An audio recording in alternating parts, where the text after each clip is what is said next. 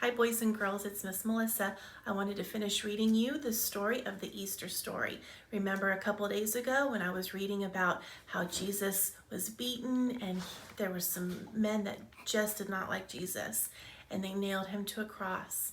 Well, Easter Sunday we celebrate a very, very cool thing about Jesus becoming alive again. So let's go ahead and finish reading this story about Jesus being raised from the dead.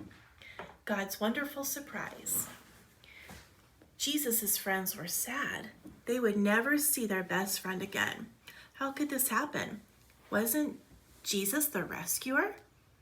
The king God had promised? It wasn't supposed to end like this. Yes, but whoever said anything about the end? Just before sunrise on the third day, Jesus sent an earthquake. Who has ever been in an earthquake before? Miss Melissa has. It's when the ground shakes and it trembles at your feet. That's what God did on the day that Jesus rose from the dead.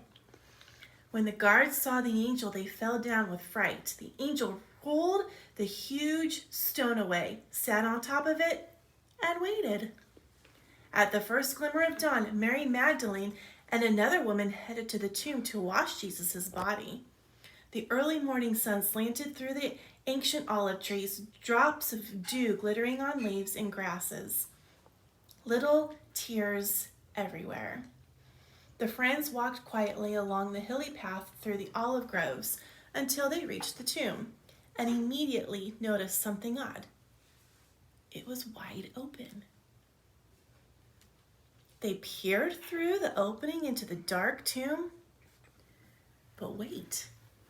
Jesus was gone.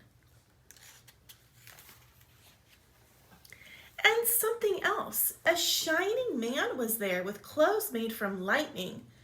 Don't be scared, the angel said, but they couldn't help it. They screamed anyway. The angel asked them, "What are you doing here? This is a tomb, and tombs are for dead people." The women couldn't speak. Jesus isn't dead anymore, he said. He's alive again. And their hearts leapt.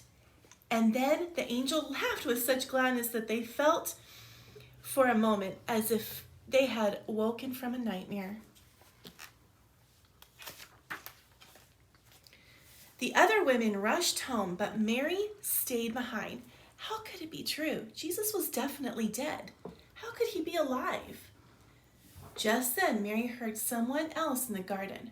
Perhaps it's the gardener. She thought, he'll know where Jesus' body is. I don't know where Jesus is, Mary said urgently. I can't find him. But it was all right. Jesus knew where she was, and he had found her. Mary! Only one person said her name like that. She could hear her heart thumping. She turned around. She could just make out a figure. She shaded her eyes to see and thought she was dreaming. But she wasn't dreaming. She was seeing. It was Jesus. Mary fell to the ground. Suddenly, tears filled her eyes and great sobs shook her whole body. And all she wanted in that moment was to cling to Jesus and never let him go. You'll be able to hold on to me later, Mary, Jesus said gently, and always be close to me. But now go and tell the others that I am alive. Look at Mary. You see her skipping? She is so happy she's skipping through the grass, running to go tell everybody that Jesus is alive. Mary ran and ran all the way to the city. She had never run so fast or so far in all of her life. She felt she could have run for forever. She didn't even feel like her feet touched the ground. The sun seemed to be dancing and gleaming and bounding across the sky, racing with her and shining brighter than she could have ever imagined or remembered in the clear, fresh air. And it seemed to her that morning as she ran, almost as if the whole world had been made anew, almost as if the whole world was singing for joy. The trees were singing for joy, tiny sounds in the grass were singing for joy, and the birds, especially her heart, was singing for joy. Was God really making everything sad come untrue? Was he making even death come untrue? She couldn't wait to tell Jesus' friends. They won't believe it, she laughed. She was right, of course. All right, friends, that is the end of our Easter story. That is the good news that Jesus is alive. Happy Easter. Love you.